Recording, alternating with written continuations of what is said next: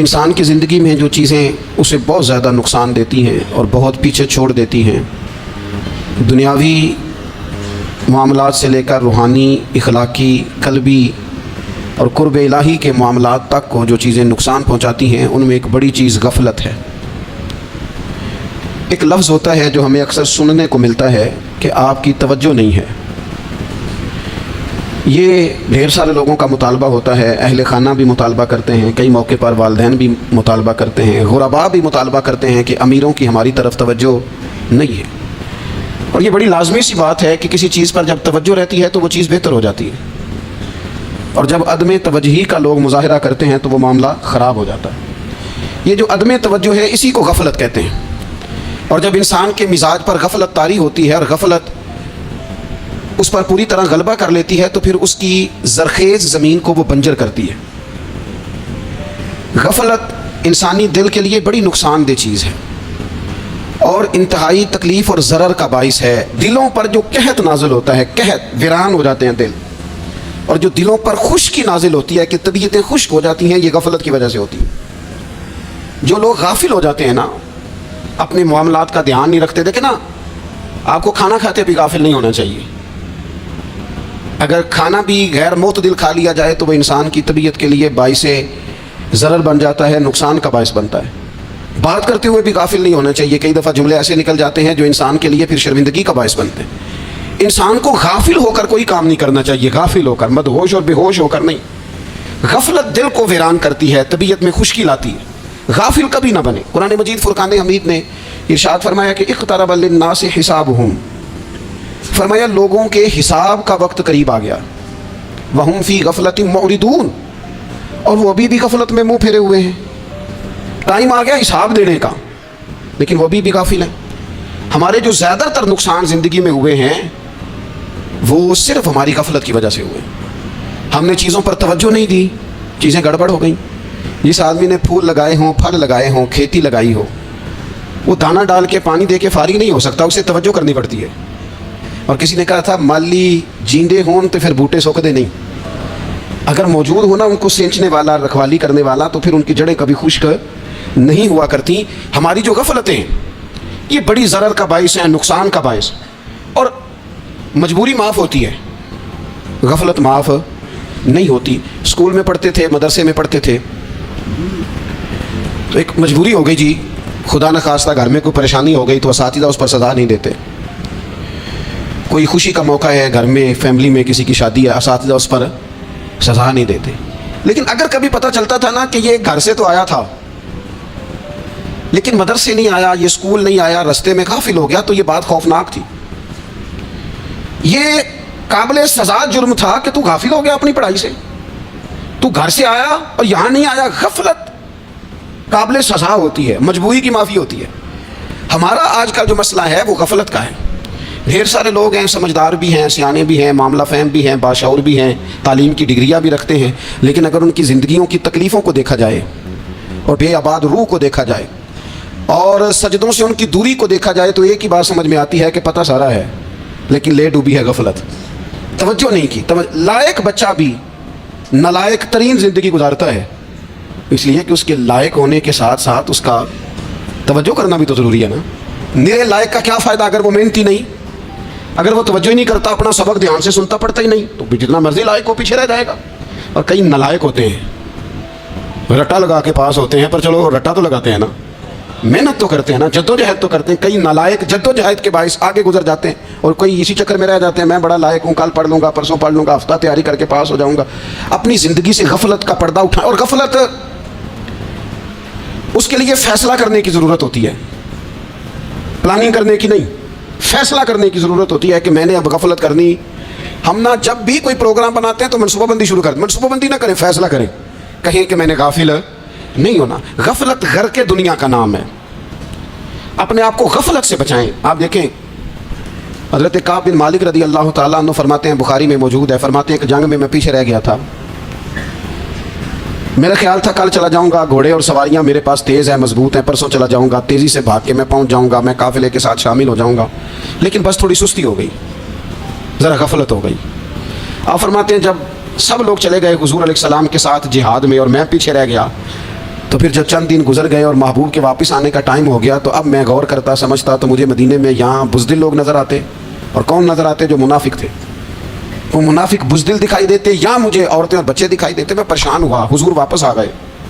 انہوں نے بہانے کیے تھے نا منافقین نے، یہ مجبوری تھی اس لیے نہیں جہاد پہ گئے، یہ انہوں نے بہانے کیے تھے، انہیں مل گئی معافی. اور میں نے سچ بولا. میں نے کہا یا رسول اللہ میں غافل ہو گیا تھا. اب کہتے ہیں میں نے جب کہا نا حضور سستی ہو گئی تھی، ذرا غفلت ہو گئی.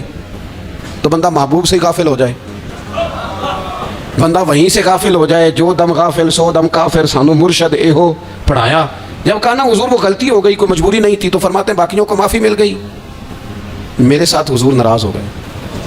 ایک دن نہیں، 2 دن نہیں، 50 دن حضور ناراض رہے. مدینے کی گلیوں نے مجھے پہچاننا چھوڑ دیا. در و دیوار سے مجھے یوں لگتا تھا کہ میں پردیسی ہوں. فرماتے ہیں میں مسجد میں آتا تھا، میں جب محبوب کو دیکھتا تو حضور رخ انور پھیر لیتے. اور مجھے پتا تھا جب میرا چہرہ ادھر ادھر ہوتا تو پھر کریم رحمت کی نظر فرماتے ہیں 50 دن مسلسل. پھر مجھے حکم ہوا کہ بیوی بھی بھیج دو، میکے بچے بھی بھیج دو، ننہال یعنی تنہا رہ جاؤ. فرماتے ہیں وہ میں نے قید تنہائی کاٹی، لیکن شکر اللہ کا یہ ہے کہ میں سچا تھا، بس ذرا بھول گیا تھا، بس ذرا غفلت ہو گئی تھی. تو فرماتے ہیں پھر اللہ تبارک و تعالیٰ نے میرے اوپر فضل یہ فرمایا کہ میری توبہ کا اعلان رب نے قرآن مجید میں فرمایا. تو غافل نہ بنے کبھی بھی. ہمارا نا مسئلہ یہ ہے، اور آپ نے ناراض نہیں ہونا. ڈھیر سارے لوگ غافل ہو جاتے ہیں، مالدار بھی غافل ہیں، صاحبان علم بھی اللہ ماشاء اللہ بہت ساری جگہوں پہ غافل ہیں. جن لوگوں کو 4 لوگ جاننے لگ جاتے ہیں، کوئی مقام حاصل ہو جاتا ہے، وہ بھی بہت ساری جگہوں سے غافل ہو جاتے ہیں. اللہ ماشاء اللہ. غفلت بڑی تکلیف والا منظر ہے. جو لوگ سمجھتے ہیں نا میں اب گڈ بک میں آ گیا ہوں، اب میں اچھا ہو گیا ہوں، اب میرے لیے خیر کہا جاتا ہے، مجھے اچھائی شاید یہ مستقل میرے ساتھ رہے گی، تعریف ہی ہوگی ہمیشہ، وہ بھی غافل ہو جاتے ہیں. اور یہ غفلت ٹھیک نہیں ہوتی. وجہ دیکھنی چاہیے کس وجہ سے انسان کو وقار مل رہا ہے، عزت مل رہی. اپنی زندگی سے غفلت کو اتار پھینکیں. تھوڑی دیر کی تو غفلت ہوتی ہے، لمبی تو نہیں. 2 منٹ کے لیے صرف اس نے ڈرائیونگ کرتے ہوئے چہرہ موبائل کی طرف کیا تھا، 2 ہی تو منٹ لگے تھے. لمحوں نے خطا کی تھی، صدیوں نے سزا پائی. لمحوں نے خطا کی تھی، صدیوں نے سزا پائی.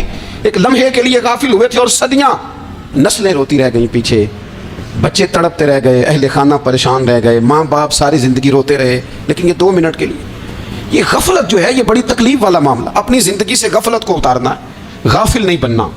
ہر وقت توجہ اور ساری باتوں پہ توجہ. بعض اوقات لوگ ایک طرف توجہ کر کے ایک طرف سے غافل ہو جاتے ہیں. نہ، توجہ ہمہ پہلو رکھنی ہے. ہمارے ذمہ جتنے بھی حقوق ہیں ان سب پر توجہ، ہر چیز کا خیال. ایسا نہ ہو کہ عبادت کرتے رہ جائیں اور حقوق العباد ہم سے چھوٹ جائیں، اور حقوق العباد اتنے زیادہ ادا کریں. صاحب مجھے کہنے لگے ایک دفعہ بڑے وثوق کے ساتھ کہنے لگے جی معاذ اللہ سبحان نہیں جی ٹائم ملتا پھر نماز دا کی کریے، روزی کمانا بھی تو عبادت ہے نا. تو میں نے کہا آپ نے عبادت کا نا ایک حصہ قبول کیا ہے، آپ نے کل عبادت نہیں قبول کی. عبادت کل ہے، ہمہ پہلو. ایک حصہ آپ قبول کر کے نکل گئے اور باقی آپ نے چھوڑ دی. تو کسی ایک طرف سے بھی غافل نہیں ہونا. جتنی ذمہ داریاں ہیں، جتنی ڈیوٹیاں ہیں، ان سب کا خیال. اور جو بڑا آدمی ہوتا ہے، بڑا گھر میں بڑا ہو، قبیلے میں بڑا ہو، علاقے میں بڑا ہو، ادارے میں بڑا ہو، کلاس میں بڑا ہو، جو بڑا ہے اس کی تو ساری آنکھیں کھلی ہوئی ہونی چاہیے. ایک ایک پر اس کی نظر ہونی چاہیے کہ میری کہاں ضرورت ہے، کہاں مجھے اشک شوئی کرنی ہے، کس کے ساتھ میں نے کس طرح محبت کا رویہ رکھنا ہے. غافل نہ بنے. اچھا جی اب کیسے پتہ چلے گا کہ ہم غافل ہیں؟ یہ کیسے پتہ چلے گا؟ آپ کسی بندے سے بھی پوچھ لیں حالات کیا ہیں تو کہتا ہے اللہ کا شکر ہے کبھی کسی کا دل نہیں دکھایا، اللہ کا شکر ہے جی زمانہ ہو گیا 5 نمازیں پڑھتا ہوں، اللہ کا شکر ہے جی. کیسے پتہ چلے گا غافل ہے؟ پہلی علامت ہمارے علماء اور صوفیاء نے غافل بندے کی لکھی ہے. اس آئینے میں نے اور آپ نے اپنا آپ دیکھنا ہے. غافل بندے کی پہلی علامت یہ ہوتی ہے کہ وہ دنیاوی کاموں میں چست ہوتا ہے اور اللہ اور اس کے رسول کی فرما برداری میں سست ہوتا ہے. یعنی نماز کے وقت تو اسے نیند ستاتی ہے، پریشانی ہوتی ہے، لیکن اگر کسی جگہ مال مل رہا ہو، پیسے مل رہے ہوں، وہاں جانا ہو تو پھر اسے کوئی چیز بھی تنگ نہیں کر. دنیاوی کاموں میں چست ہوگا، یعنی ٹی وی کے آگے، موبائل کے آگے وہ گھنٹوں بیٹھا ہوا ہے. اور اگر اسے 25 منٹ قرآن پاک سننا پڑ جائے، اگر اسے 20 منٹ دینی محفل میں بیٹھنا پڑ جائے، اگر اسے کہا جائے کہ تو 20 رکعت نماز نفل ادا کر، دنیاوی کاموں میں چست ہے، دینی کاموں میں. یہ غفلت کی پہلی علامت. پھر ذاتی معاملات پہ پیسہ خرچ کرنا ہو تو ڈھیر سارا ہے، کسی غریب کی مدد کرنی ہو تو وہ ہمارے ایک دوست ہیں، وہ اکثر کہا کرتے ہیں، وہ کہتے ہیں آج کل کسی سے کہنا فلائی کام میں، دینی کام میں، کسی کی مدد میں کچھ 4 پیسے خرچ کرنے ہیں تو لوگ کہتے ہیں ہاتھ تنگ ہے. ہاں کوئی سستا پلاٹ ملتا ہو نا، اور اگر یہ سمجھ آ جائے کہ وہ مجبور ہے بیچارہ بیچنے والا، تو پھر کہتے ہیں میں 2-3 دوستوں کو پھڑ لے سن. ذاتی کاموں میں جب بندہ چست ہو اور دینی کاموں میں سست ہو تو مطلب یہ ہے کہ بندہ غافل ہے. پہلی علامت غفلت کی. اور غفلت کی دوسری نشانی یہ ہے کہ انسان گناہ کے کاموں کو معمولی سمجھنے لگ جاتا ہے. یہ غافل بندے کی نشانی ہے. گناہ کو معمولی سمجھتا ہے، چھوٹا سمجھتا ہے. آج کل لوگ کہتے نہیں میں کو اکیلا کر رہا ہوں، ساری دنیا ہی کرتی ہے. وہ جناب کیا ہو گیا، اگر یہ غلطی ہو گئی تو بندے سے ہو ہی جاتا ہے. گناہ کو معمولی سمجھنا، چھوٹا سمجھنا اور کہنا پھر کیا ہو گیا ہے، انسان سے غلطی ہو جاتی ہے. آپ دیکھ لیں کہ سینکڑوں بیسیوں گناہوں کا بوجھ ہمارے سروں پہ ہوتا ہے، لیکن کوئی ہمارا دبدبہ ہے، کوئی ہماری گفتگو ہے، کوئی ہمارے جملوں میں خود پسندی ہے، کوئی ریاکاری ہے، کوئی تصنع ہے. یہ غافل بندے کی علامت ہے. نبی اکرم صلی اللہ تعالیٰ علیہ وآلہ وسلم نے فرمایا مومن اپنے گناہوں کو پہاڑ کی طرح سمجھتا ہے. یہ بخاری میں حدیث ہے. مومن پہاڑ کی طرح جانتا ہے اور وہ ڈرتا ہے کہ کہیں وہ پہاڑ اس کے اوپر گر نہ جائے، یعنی کہیں مجھے میرے گناہ کی سزا نہ مل جائے. چھوٹے گناہ کو بھی پہاڑ جانتا ہے، یار مجھ سے غلطی ہو گئی، مجھے ٹھیک کر لینی چاہیے، مجھے معافی لے لینی چاہیے، مجھے توبہ کر لینی چاہیے. مومن اپنے اوپر گناہ کو پہاڑ کی جانب سمجھتا ہے. اور حضور علیہ الصلوۃ والسلام فرماتے ہیں کہ یہ جو فاسق اور فاجر ہوتا ہے نا، اللہ کا نافرمان، یہ گناہ کو مکھی کی طرح سمجھتا ہے. یہ سمجھتا ہے میں نے اشارہ کرنا ہے، مکھی نے اڑ جانا ہے. مومن کی علامت یہ ہے کہ وہ پہاڑ جانتا ہے، اگر غلطی ہو جائے تو پہاڑ. امام اعظم ابو حنیفہ رحمۃ اللہ علیہ گزر رہے تھے تو بارش ہو گئی تھی اور کوفہ میں کیچڑ تھا، تو آپ نے جو جوتے پہنے ہوئے تھے ان جوتوں سے چلتے ہوئے نا آپ کے پاؤں سے کچھ مٹی اڑی، تو سامنے ایک یہودی تھا. اب اس زمانے میں دیواریں کچی ہوتی تھی، اس کے دیوار پر جا کے وہ مٹی جو تھی وہ لگ گئی. اب امام صاحب بڑے پریشان ہوئے کہ میں نے اس کی دیوار کو آلودہ کر دیا. یہاں تو لوگ اپنی اینٹیں رکھتے رکھتے کئیوں کی دیواریں توڑ ہی دیتے ہیں، اور پھر وہ اس پر ماننے کو بھی تیار نہیں ہوتے، تسلیم کرنے کو بھی تیار نہیں ہوتے. وہ کہتے ہیں پھر کیا ہو گیا، اب ہمارا یہاں گھر ہے تو ہم نے ٹرالی منگوانی نہیں تھی، ہمارا حق بنتا تھا. امام صاحب کے پیروں سے ذرا کیچڑ اڑا، یہودی کی دیوار پہ لگا، اس کی کچی دیوار تھی. امام صاحب پریشان ہو گئے، سوچنے لگے کہ اگر میں دیوار سے یہ کیچڑ اتارتا نہیں تو یہ بھی زیادتی ہے، میں نے اس کی دیوار کو گدلا کر دیا، اور اگر میں اتارتا ہوں تو کچھ مٹی اس کی دیوار کی بھی اتر جائے گی، کچی دیوار ہے، یہ بھی زیادتی ہے. مومن گناہ کو پہاڑ کی طرح سمجھتا ہے کہ کہیں گر نہ جائے، اس کی بھی کہیں سزا نہ مل جائے. امام صاحب نے اس کے دروازے پہ دستک دی، وہ باہر آیا تو اتفاق سے وہ آپ کا مقروض بھی تھا، اس نے پیسے دینے تھے. باہر نکلتے ہی کہنے لگا اوہ آپ تو قرض لینے آ گئے، میرے پاس تو ابھی گنجائش نہیں ادا کرنے کی. تو امام صاحب کہنے لگے تو قرض چھوڑ، وہ میں نے معاف کیا، میرے سے غلطی ہو گئی ہے. میں آ رہا تھا، لکڑی کے جوتے اس زمانے میں کھڑاؤں لوگوں نے پہنے ہوتے تھے، کہا وہ میرے پیروں سے ذرا کیچڑ اڑا ہے، تیری دیوار پہ لگ گیا ہے.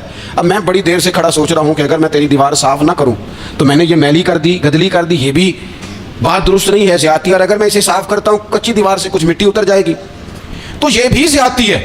اب تو بتا میں کیا کروں. تو بے موسمہ پھل تھا نا یہ، تو بے موسمہ پھل دیکھ کے بندہ حیران ہو جاتا ہے. جو باتیں روٹین میں نہ ہو رہی ہوں وہ ذرا انوکھی لگتی ہے، بندہ حیران ہو گیا. غور سے امام صاحب کا چہرہ دیکھنے لگا، غور سے چہرہ دیکھنے لگا. تو پھر تھوڑی دیر سوچنے کے بعد کہنے لگا حضور پہلے میں نے دین اسلام کے بارے میں پڑھا اور سنا تھا، آج میں نے دین دیکھا ہے. پہلے میں نے سنا تھا کہ دین اسلام اس طرح کا ہے، آج میں نے دین ہے. ہم نہ پوری دنیا کے کافروں کو دین سنانا چاہتے ہیں، دکھانا نہیں چاہتے. ہم نیک نظر آنا چاہتے ہیں، نیک بننا نہیں چاہتے. ہم نیک نظر آنا چاہتے ہیں. نتیجہ کیا نکلتا ہے کہ کچھ عرصے کے بعد پتہ چل جاتا ہے بندہ کس لیول کا نیک ہے، کیا معیار ہے اس کی نیکیوں کا.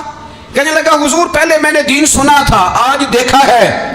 آپ وہ مٹی کی دیوار پر جو کیچڑ لگ گیا ہے، دیوار کو بعد میں صاف کیجئے گا، پہلے کلمہ پڑھائیں تاکہ میرے اندر کا کفر صاف ہو جائے، آپ مجھے مسلمان کر دیں.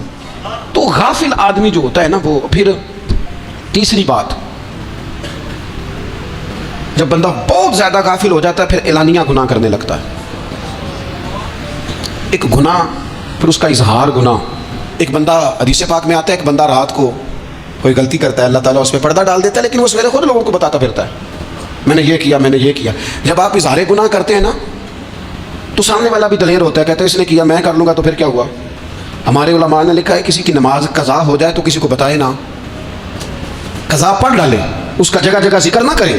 جب آپ کہیں گے نا میری قضا ہو گئی تو آپ کے ساتھ رہنے والا بچہ دوست سمجھے گا یار اس کی قضا ہو گئی ہے تو میری بھی ہو جائے گی تو کیا ہوگا. گناہ کرنا بھی گناہ ہے اور گناہ کا اظہار بھی گناہ ہے. نبی اکرم صلی اللہ تعالیٰ علیہ وآلہ وسلم نے ارشاد فرمایا میری ساری امت کو معافی مل جائے گی سوائے ان لوگوں کے جو اعلانیہ گناہ کرتے ہیں. یہ بخاری مسلم دونوں میں حدیث موجود ہے. جو اعلانیہ گناہ، جنہوں نے خود ساری دنیا کو گواہ بنا لیا، میں نے یہ بھی جرم کیا، یہ بھی کیا، یہ بھی کیا، یہ بھی کیا، خود انہوں نے لوگوں کے، بہت بڑے غافل آدمی کی علامت ہے کہ گناہ کرے اور پھر اوپر سے اعلانیہ گناہ کرے، اتنا بڑا جرم کرے. پھر چوتھی علامت اگر ہم دیکھنا چاہیں کہ ہم غافل تو نہیں، تو غافل بندے کی چوتھی علامت یہ ہوتی ہے کہ وہ فضول کاموں میں وقت بڑا ضائع کرتا ہے. فضولیات میں ادھر بیٹھے ہیں، ادھر بیٹھے ہیں، یہاں گپ شپ ہو رہی ہے، وہاں موبائل دیکھا جا رہا ہے، پھر کچھ ٹائم ملا ہے تو پھر کہیں دور دراز کسی ہوٹل پہ کھانا کھانے چلے گئے، پھر کچھ ٹائم ملا تو چلو نکلتے ہیں ذرا کوئی ہفتہ سیر کر آتے ہیں، یہاں گپ شپ ہے، فلاں کو ڈسکس کر لیتے ہیں، فلاں کے بارے میں بات کر لیتے ہیں، سیاسی تبصرے کر لیتے ہیں، یہ تھوڑی گفتگو ہو جاتی، چلے محلے داروں پہ تبصرہ شروع کرتے ہیں، کون روٹی زیادہ کھا رہا ہے اور کس کے پاس پیسے زیادہ آ گئے، چلو جا کے پتہ کرتے ہیں. حالانکہ یہ پتہ نہیں کرنا چاہیے تھا، پتہ تو اس کا کرنا چاہیے تھا جو بیچارہ کل سے بھوکا ہے. خبر تو اس کی رکھنی چاہیے تھی جس بیچارے کے گھر میں بچوں کے لیے پہننے کو کپڑے موجود نہیں ہیں. اس پر تبصرہ یہ کرتے ہیں کہ یہ محنت کیوں نہیں کرتے، اور اگر کسی پر اللہ عطا کر دے پھر حساب ضرور لگاتے ہیں کہ ذرا معلومات کرو یہ اتنی جلدی آگے کیسے نکل گئے. غافل بندے کی علامت ہے وقت کا ضائع کرنا اور فضول کاموں میں ضائع کرنا اور بلا وجہ ضائع، اور ایسے سوالات کرنا جن کی ضرورت ہی کوئی نہیں، بالکل ضرورت ہی نہیں، کوئی مطلب ہی نہیں. لیکن ہم لوگ وقت ضائع، یہ غفلت کی علامت ہے. غفلت. اللہ والوں کی علامت کیا تھی؟ ایک بات انہوں نے زندگی میں لے لی، سیکھ لی، پھر ساری زندگی اسی پہ گزار دی. ان کا ارادہ تھا نا کشکول سیدھا کیا. کچھ لوگ ساری زندگی لیکچر قبول لے کے سن کے پھر بھی سمجھنے کو تیار ہے. یہ غافل دل کی علامت ہے. اس لیے نبی پاک صلی اللہ تعالیٰ علیہ وسلم نے فرمایا دو نعمتیں ایسی ہیں جن میں اکثر لوگ غفلت میں ہیں، ایک صحت اور دوسری فراغت. لوگ بلا وجہ وقت ضائع کرتے ہیں. اللہ نے صحت دی ہے، کسی خیر کے کام میں لگائیں. اگر آپ کے پاس فارغ وقت ہے تو قرآن پاک کو یاد کریں، ترجمہ اور تفسیر سے پڑھیں، محبوب پاک علیہ السلام کی احادیث کو یاد کریں، اللہ والوں کی باتیں سنیں. وقت ملے تو عبادات میں لگائیں، نوافل میں لگائیں، تلاوت میں لگائیں، ذکر اذکار میں لگائیں. اور پھر اللہ مزید توفیق عطا کرے تو کسی کے بھلے میں وقت لگائیں، گلی سے کوئی کانٹا اٹھائیں، کوئی روڑا اٹھائیں، کوئی کسی کی مدد کریں. لیکن یہ غافل انہیں کی علامت ہے کہ اپنے وقت کو ضائع کرنا. اور پھر اسی طرح غفلت کی پانچویں علامت یہ ہے کہ اگر بندے کو دنیا سے پورا پیار ہو جائے، یعنی شب قدر میں بھی آ کے کہتا ہے یا اللہ کبھی پیسے دے دینا، شب برات والے دن بھی کہتا ہے کہ مالک اگر کبھی کوئی ایسا سبب لگ جائے نا، یعنی بیت اللہ شریف کے سامنے کھڑے ہو کے بھی اگر اس نے مال ہی مانگنا ہے وہاں بھی اس نے یہی سوال کرنا ہے، حب پہ دنیا اتنی غالب آ جائے، تو یہ غافل ہونے کی علامت. دنیا ضرورت ہے، مقصد نہیں ہے. دنیا کی حاجت ہے، مقصد نہیں ہے. یہ مقصود نہیں.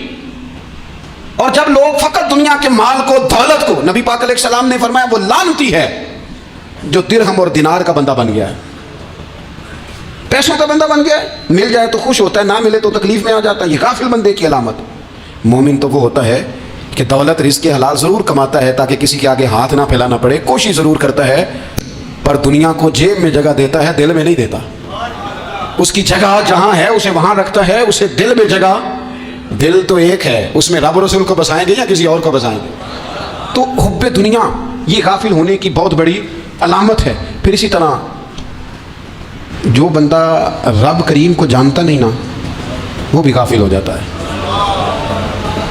ایک تو جو یہ نہیں نہ جانتا کہ رب کریم سزا دے گا، مجھے دیکھ رہا ہے، اسے نہ اونگ آتی ہے نہ نیند آتی ہے، جو اس کی معرفت نہیں رکھتا کہ میرا رب ہر وقت مجھے دیکھ رہا ہے، وہ بھی غافل ہو جاتا ہے. جسے پتہ ہونا کہ مجھے دیکھ رہا ہے وہ غافل نہیں ہوتا. اور جو یہ سمجھ لیتا ہے نا کہ شاید معاذ اللہ ثم اس یقین کو پکا نہیں کرتا، وہ غافل ہو جاتا ہے. اور ایک جو یہ نہیں نہ جانتا کہ رب مہربان کتنا ہے وہ بھی غافل ہو جاتا ہے. مجھے بتائیے سب سے زیادہ تو بندہ اس کے دروازے پہ جاتا ہے نا جو سب سے زیادہ مہربانی کرنے والا ہو. اس دروازے سے بندہ اٹھتا ہی نہیں. تو جس کو یہ یقین ہو جائے نا سب سے زیادہ کرم فرمانے والی ذات اللہ رسول کی ہے، وہ کبھی رب رسول سے غافل نہیں ہوتا. وہ کبھی اللہ رسول کا دروازہ چھوڑ کے نہیں جاتا. وہ کبھی کسی اور جگہ جا کے پناہ تلاش نہیں کرتا. جسے پتہ چل جائے نا وہ کریم کتنا ہے، مہربان کتنا ہے. ملا رومی رحمۃ اللہ علیہ فرماتے ہیں بہت بڑا مجرم تھا ایک بندہ، بہت بڑا گناہگار تھا، بت کو پوجتا تھا، تھک گیا، ساری رات بت کے سامنے کھڑا تھا، معاذ اللہ یا صنم یا صنم یا صنم کہتے، تھک گیا، نیند آ گئی، اونگ آ گئی. جب پوری طرح نیند آ گئی اور دماغ پہ نیند قبضہ کرنے لگی تو اس کے منہ سے نکل گیا، صنم صنم کہہ رہا تھا نا، نکل گیا یا صمد، او بے نیاز مالک. رب کریم نے فرشتوں سے فرمایا دوڑ کے جاؤ، جو کہتا ہے اسے دے دو. فرشتے کہنے لگے مالک وہ تو بت کو پکار رہا تھا، اس نے تو غلطی سے نام لیا ہے. فرمایا مجھے نہیں پتا، لیکن دیکھو نا اس نے مجھے پکارا تو ہے نا. کتنی دیر سے جھوٹے کو پکار رہا تھا، اس کا معاملہ حل نہیں ہوا. अब अगर सच्चे को पुकारने पे भी हल ना हुआ तो फर्क क्या रह जाएगा? दे दो जो मांगता है, दे दो। मेरे दोस्त, घर पता चल जाए वो करीम कितना है, वो मेहरबान कितना है। मेरे रसूल पाक अलैहिस्सलाम ने तो फरमाया, तेरी आंख से अगर उसके खौफ से इतना आंसू भी निकल गया जितना मच्छर का पर होता है, तो जिस तरह भैंस के थनों से निकला हुआ दूध वापस थनों में नहीं ना जाता, जो इतना भी रोए ना रोए अल्लाह के खौफ से, वो बंदा दोज़ख में नहीं जाएगा। थोड़ी देर के लिए डर जाए अपने रब से, आए तो सही। अदम मार्फत गफलत पैदा करती है, तो आ तो सही, वो तो करीम ही बड़ा है, वो तो मेहरबान ही बड़ा है। हज़रत ज़ुनैरा रदी अल्लाह तआला अन्हा हुजूर की सहाबियाँ हैं। अय्याम जो मक्के के थे मुसलमानों पर बड़ी आजमाइश के थे, उन्हें बड़ा मारा कुफार ने, इतना मारा कि उनकी बिनाई चली गई, नजर आना बंद हो गया। काफिरों की औरतों ने ताना दिया कि तूने हमारे बुत छोड़े हैं ना, तो देखना तेरी बिनाई चली गई। तो जनाब ज़ुनैरा अल्लाह पे भरोसा, तवक्कुल, मार्फत इलाही का जज्बा, उठ के खड़ी हो कहने लगी, चुप करो, तुम्हारे झूठे बुत क्या कर सकते हैं, मेरा रब चाहे तो सुबह जब मैं उठूं तो मेरी आंखें रोशन हो, अगर करीम करम कर दे। लोग कहते हैं वाकई ऐसा हुआ, जब वो सवेरे उठी तो अल्लाह ने उनकी रोशनी वापस कर दी थी। तुझे पता चल जाना वो मेहरबान कितना है। वो एक बुजुर्ग थे, तो उनसे किसी ने कह दिया कि अगर आपका हिसाब आपके माँ बाप के ज़िम्मे हो जाए तो फिर कैसा, पूछने के लिए क़यामत में अगर माँ बाप हिसाब लें तो फिर कैसा। तो बड़े सियाने लोग थे जो दिल वाले थे, कहने लगे नहीं, रब करीम ही ठीक है, इसलिए कि वो माँ बाप से कहीं बढ़कर प्यार करने वाला है। अगर ये मार्फत मिल जाए वो करीम कितना है। और जब बंदा पूरी तरह उसकी बारगाह में आके तड़प जाता है ना, मौला मैं जाऊँ किधर, तेरा दरवाज़ा छोड़ के जाऊँ किधर। इकबाल कहते हैं वो एक सजदा जिसे तू गिरान समझता है, 1000 सजदों से देता है आदमी को निजात। तुझे जगह जगह झुकना नहीं पड़ेगा अगर तू सही मानों में अपने रब की बारगाह में झुक जाए। तो मेरे अजीज़ कोशिश करें कि उसकी मारिफत, उसका करम, उसकी अता और अल्लाह तबारक व तआला के हाजिर व नाजिर होने पर ऐनुल यकीन, अकुल यकीन हासिल करें। और फिर 8वीं बात यह है कि गाफिल लोगों की सोबत भी बंदे को गाफिल कर देती है। गाफिलों की सोबत में ना बैठे, उनकी सोबत में बैठे जिनके पास बैठने से दिल में रब रसूल की मोहब्बत पैदा होती है। गाफिलों से बचें। चंगियां दे लड़ लगी सां ते झोली च फुल पे, तो जो मैं भैड़ियां दे संग रल गई तो मेरे अगले भी डुल गए। बुरे आदमी की सोबत बंदे को गाफिल कर देती। गाफिलों की सोबत में कभी ना बैठे, कभी नहीं। गाफिल आदमी आपको गाफिल कर देगा। मेरे नबी पाक अलैहिस्सलाम ने फरमाया, इंसान अपने दोस्त के मजहब पर होता है। ये बहुत बड़े लफ्ज हैं। फरमाया अलमरउ अला दीन खलीलिही, इंसान अपने दोस्त के मजहब पर होता है। तू देख तूने दोस्त किसको बनाया है, जो तेरे दोस्त का मजहब होगा वही तेरा हो जाएगा।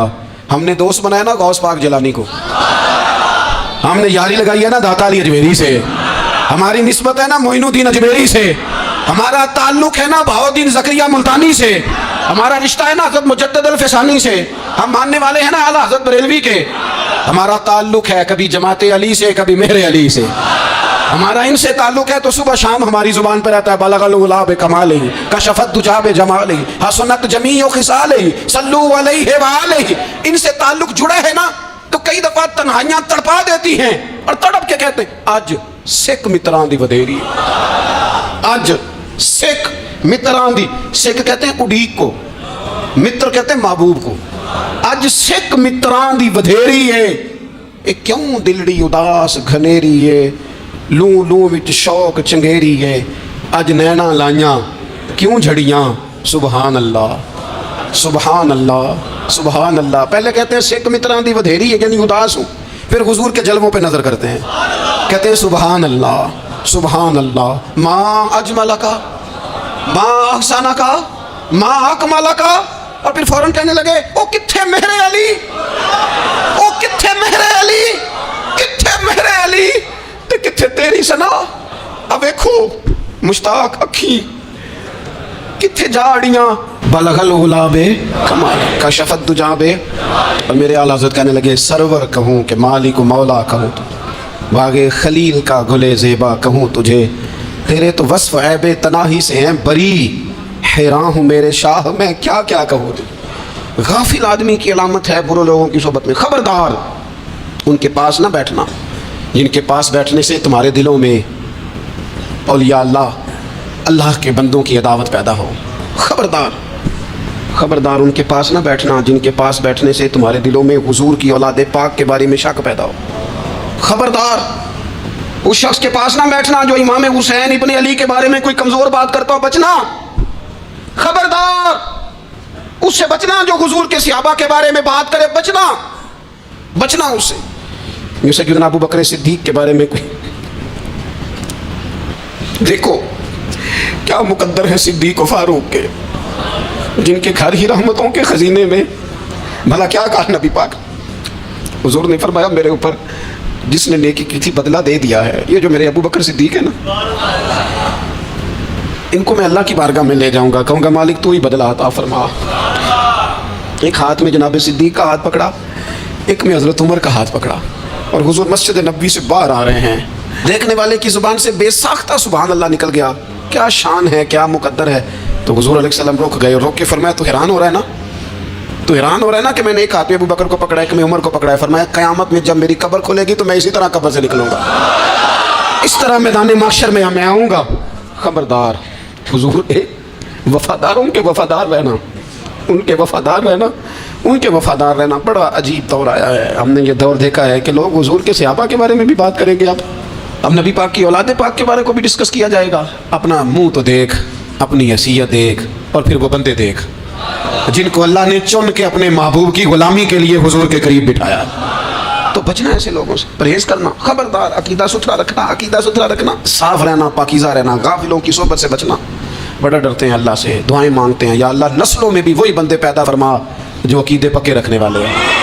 وہ بندے پیدا فرما ہماری نسلوں میں. ایک وہ بندہ بھی غافل ہو جاتا ہے جو امیدیں لمبی لگا لیتا ہے، جن کے منصوبوں میں دولت بھی ہوتی ہے، گھر بھی ہوتا ہے، اولاد کا بڑا ہونا بھی ہوتا ہے، پوتے پوتیاں نواسے نواسیاں دیکھنا بھی ہوتا ہے، یہاں بھی گھر وہاں بھی گھر، یہ سیر، یہ سارا کچھ ہوتا ہے. لیکن رب کی بارگاہ میں پیش ہونا جن کے پیش نظر نہیں ہوتا. لمبی امیدیں. حضرت مولا علی شیر خدا فرمایا کرتے تھے میں تم پر دو باتوں کا خوف کھاتا ہوں جو ڈر آتا ہے. ایک یہ کہ تم خواہش کی پیروی کرو گے، جو نفس کی خواہش ہوگی اس کے پیچھے لگ جاؤ گے، اور ایک تم لمبی لمبی امیدیں باندھو گے، اتنے سال جینا ہے، اتنے 100 سال جینا، یہ کرنا ہے، وہ کرنا ہے. منصوبہ بندی کریں مستقبل کے لیے، وہ بری نہیں، لیکن تیاری رکھیں، تیاری رکھیں. اس بات کا بھی خیال رکھیں کہ اللہ کی بارگاہ میں حاضر ہونا. یہ غفلت کی چیزیں ہیں جو بندے کو غافل کر دیتی ہیں. جو لوگ اللہ کا ذکر نہیں کرتے وہ بھی غافل ہو جاتے ہیں، اور جو فضول باتیں زیادہ کرتے ہیں نا، ہنستے زیادہ. فَلْيَضْحَكُوا قَلِيلًا وَلْيَبْكُوا كَثِيرًا. قرآن کہتا ہے زیادہ رویا کرو، کم ہنسا کرو. نبی پاک علیہ السلام سے پوچھا تھا حضرت عقبہ بن عامر نے کہ یا رسول اللہ نجات کس چیز میں ہے؟ تو نبی پاک علیہ السلام نے فرمایا ایک تو اپنی زبان قابو میں رکھو، دوسرا فرمایا اپنے گھر میں ٹھہرے رہو، تمہارا گھر تمہارے لیے کافی ہو، فضول نہ نکلو گھر سے، اور تیسرا فرمایا اپنی خطاؤں پہ رویا کرو. کثرت کلام اور فضول کلام اور بلا وجہ یہ بندے کو غافل کرتا ہے، دل کو سخت کرتا ہے. یہ چند چیزیں ہیں جو انسان کو غفلت میں ڈالتی ہیں. اپنے آپ کو ان چیزوں سے بچائیں اور غفلت کو توڑیں. آپ کے ذمے میرے ذمے جو حقوق و لباد ہیں ان کا پتہ کریں، جو اللہ رسول کے حقوق ہیں ان کی خبر دیکھیں. ہماری جو ذمہ داریاں ہیں ہم کس طرح انجام دے رہے ہیں اس پر توجہ کریں. اپنے معاملات کو ٹھیک کریں. ہم انسان ہیں، کوتاہیاں تو رہ جائیں گی، لیکن جب کوشش کریں گے تو پھر رب تعالیٰ مدد بھی فرمائے گا. ایک بات اور کرنی ہے. ایک تو میں نے عرض کیا غفلت کو توڑنا، ایک دوسری بات قرآن مجید کا ایک سبق اور. جب غفلت توڑنی ہے تو پھر لازمی طور پر ایک کام کرنا پڑے گا. میں نے یہ عرض کیا تھا کہ پلاننگ نہیں کرنی، فیصلہ کرنا ہے. تو فیصلہ کرنا ہے تو کرنا کیا ہے؟ پھر قرآن حکیم نے سورہ بقرہ میں کہا فاستبقوا الخیرات، یعنی تم نیکیوں کی طرف دوڑو، جلدی جلدی نیکیاں کرو، فٹافٹ، دیر نہ کرو. فٹافٹ سے مراد یہ نہیں کہ نیکی جلدی جلدی کر جاؤ، یعنی ٹال مٹول نہ کرو خیر کے کام میں. کل کریں گے، پرسوں کریں گے، عمرہ کر رہے ہیں پھر نیکی ہیں، حج کر رہے ہیں پھر نیکی ہیں، بچے بیال ہوں پھر میں نیک ہوں. یہ تھوڑا سا یہ کام ٹال مٹ. فاستبقوا الخیرات، نیکیوں کی طرف دوڑو، جلدی کرو، بھاگو. نبی پاک صلی اللہ تعالیٰ علیہ وسلم نے فرمایا 5 چیزوں سے پہلے غنیمت جانو. حضور علیہ السلام فرمانے لگے ایک تو تم جوانی کو نہ بڑھاپا آنے سے پہلے غنیمت سمجھ لو. نبی کریم صلی اللہ تعالیٰ علیہ وآلہ وسلم ارشاد فرمانے لگے کہ اپنی صحت کو غنیمت جان لو بیماری آنے سے پہلے. پھر حضور علیہ السلام فرمانے لگے اگر اللہ نے تمہیں مال دیا ہے، وسعت دی ہے، تو نیکی کر لو، خرچ کر لو اللہ کے راستے. خدا نہ خواستہ تم پر غریبی آ جائے. اور پھر حضور سید عالم صلی اللہ تعالیٰ علیہ وسلم فرمانے لگے اگر تمہیں اللہ نے کچھ فراغت دی ہے، بہت زیادہ مصروف نہیں ہو، تو غنیمت جان لو، جلدی سے نیکی کر لو قبل اس کے کہ تم مشغول ہو جاؤ. اور 5ویں بات حضور نے بیان کی، فرمایا زندگی کو غنیمت جانو موت آنے سے پہلے. جلدی سے نیکی کر لو. نیکی کے لیے ساری زندگی منصوبہ بندی نہ کرتے رہو.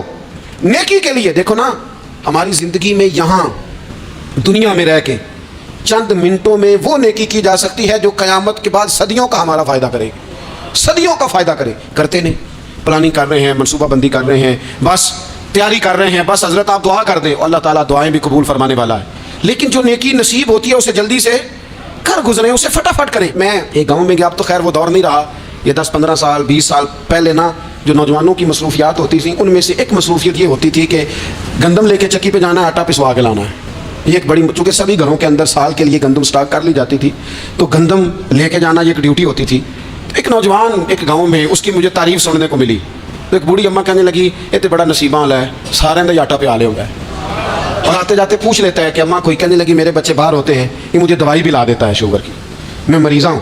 یعنی خیر جتنی ہو سکے جتنی. میرے ایک سنگی ہیں، تو سڑک پہ کوئی بندہ کھڑا ہوتا ہے نا، اللہ تعالیٰ انہیں سلامت رکھے، بندہ کھڑا ہوتا ہے تو کہتے ہیں میں اسے پوچھ لیتا ہوں بابا جی کدھر جانا ہے، فلانی جگہ جانا ہے، تو کہتے ہیں میں موٹر سائیکل پہ بٹھا لیتا ہوں.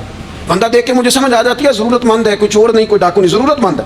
میں اسے منزل تک نیکی جتنی میسر آئے، جس حد تک میسر آئے. کیا کہا ہمارے نبی پاک علیہ السلام نے؟ حضور نے ہم سے فرمایا کچھ نہ ہو سکے تو بات ہی مسکرا کے کر لینا، اس پر ہی اللہ صدقے کا ثواب عطا کر دے. فاستبقوا الخیرات، جلدی سے نیکی کر لو. اپنے نامہ اعمال میں روز نیکیاں جمع کرو، کوئی نہ کوئی خیر کا کام روز کرو اور جلدی سے کرو.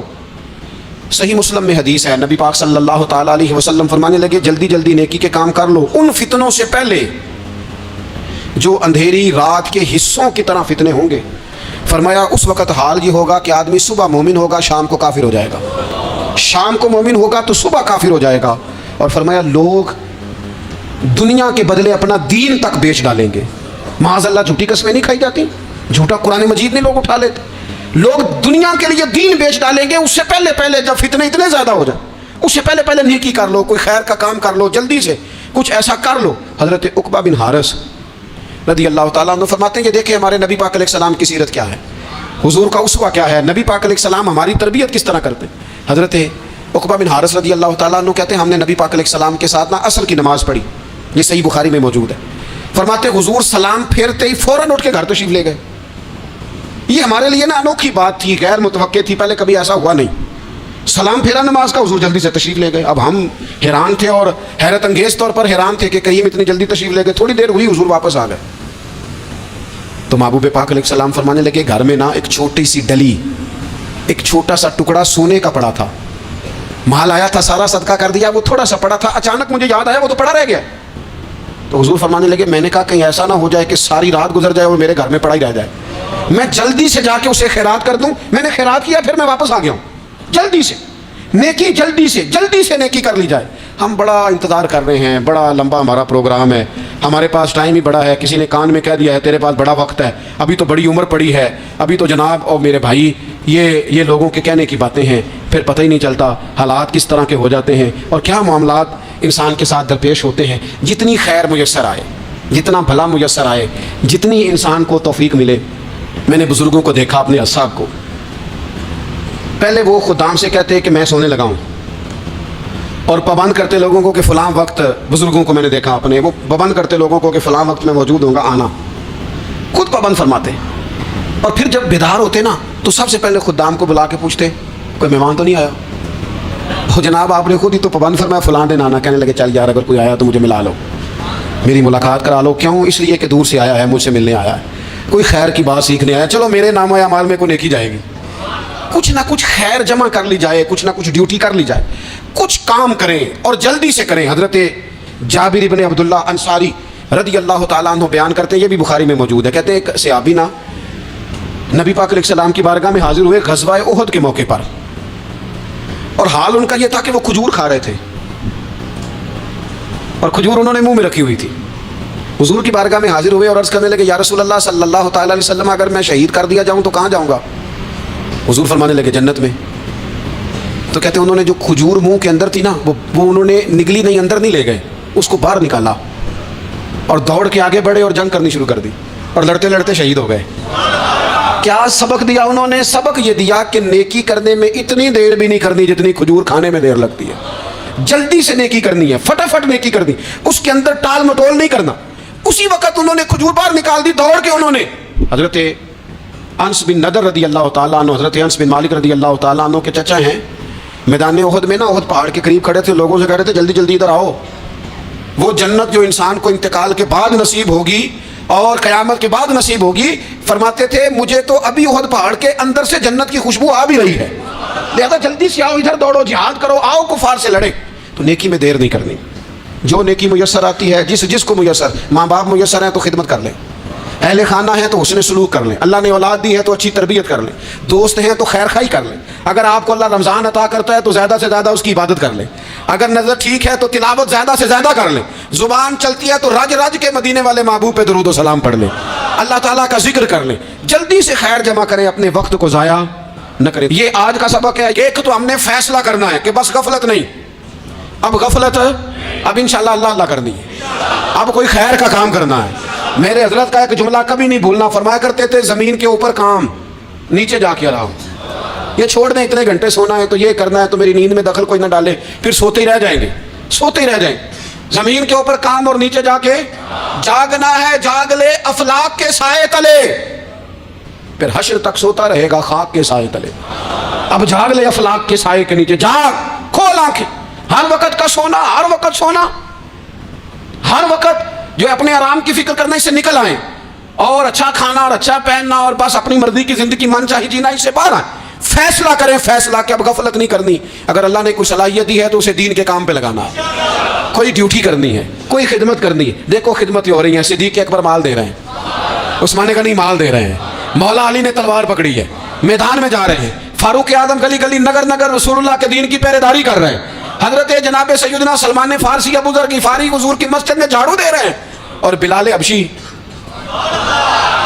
وہ نبی پاک کی مسجد میں اذان پڑھتے پڑھتے پڑھتے پڑھتے رب نے اتنا عروج فرمایا کہ کعبے کی چھت پہ کھڑے ہو کے بھی اذان پڑھنے کے لیے انہوں نے اذان دے دی۔ تو کوئی کام کرنا ہے، غفلت کو توڑنا ہے اور نیکی کرنی ہے، ذرا جلدی جلدی خیر کا کام کرنا ہے، نہیں ایسے نہیں، فٹافٹ۔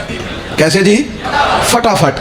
تو فٹافٹ کام کریں خیر کا، جلدی جلدی۔ تو یہ خیر کا کام فٹافٹ، جلدی جلدی اور بڑی جلدی اور دوڑ دھوپ کے، اور جب آپ کرتے جائیں گے نا تو پھر اللہ تعالیٰ مواقع بناتا جائے گا۔ آپ سے میری اپیل ہے، بالخصوص میرے ساتھ جو وابستہ سنگی ہیں، جو پیار کرنے والے ہیں، دو باتیں آج آپ نے لے کے جانی ہیں گھر۔